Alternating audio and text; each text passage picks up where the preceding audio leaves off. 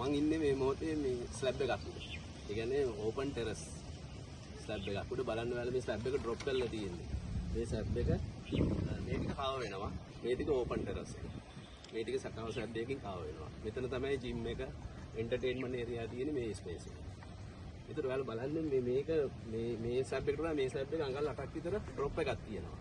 මේ ඩ්‍රොප් එක තියන්නේ හේතුව තමයි සමහරවිට වහිනකොට වතුර ඕවර්ෆ්ලෝ වුණොත් මේ කියන්නේ රේන්ස් වල බ්ලොක් එකක් වෙලා මේ වතුර එන්න පුළුවන් ස්ටෙයාර් කේස් එක දිගේ පල්ලෙහාට බේරෙන්න. සමහර ගෙවල් වල එහෙම වෙලා තියෙනවා. ඒ කියන්නේ මේ රූෆ් ටෙරස් එකෙන් වතුර අපි රේන්ස් වලට වතුර යවනවනේ. පයිප්ලයින්ස් වලින් මේ පාරේ බ්ලොක් එකක් ආවොත් ඩ්‍රේන් එකේ එතකොට මේ වතුර ඕවර්ෆ්ලෝ වෙලා ස්ටෙයාර් කේස් එක දිගේ පල්ලෙහාට යනවා. ඉතින් එහෙම නොවෙන්න තමයි මේ වගේ අඟල් 8ක ඩ්‍රොප් එකක් තියෙනවා. ඉතින් බලන්න මේ කන්ස්ට්‍රක්ෂන් කම්පැනියක් කරන්නේ. ඉතාමත් හොඳ කම්පැනියක් තමන්ගේ වගේ වැඩ කරනවා. අන්න ඔයාලා කන්ස්ට්‍රක්ෂන් කම්පැනි තෝරගන්නකොටත් ඉතාමත් කල්පනා කරලා මේ කලින් වැඩ කරපු තැනක් බලලා ඕන ඒ බාර දෙන්න. ඉතින් මේ ආයතනය ඉතාමත් හොඳට තමන්ගේ වගේ ඉතාමත් පිළිවෙලට වැඩ කරනවා. ඉතින් මේ වගේ සාමාන්‍ය ඩ්‍රොප් එකක් සාමාන්‍ය මේසන් කෙනෙකුට කරගන්න බෑ. මොකද කොන්ක්‍රීට් කරන්න ගියාම හරි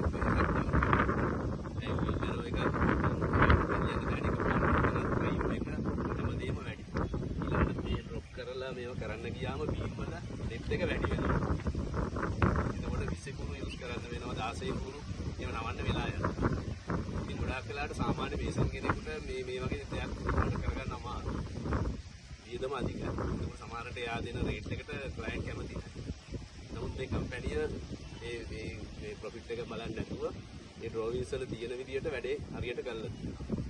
මෙතන එක ඩ්‍රොප් එකක් තියෙනවා තමයි වැරන්ඩ් එක.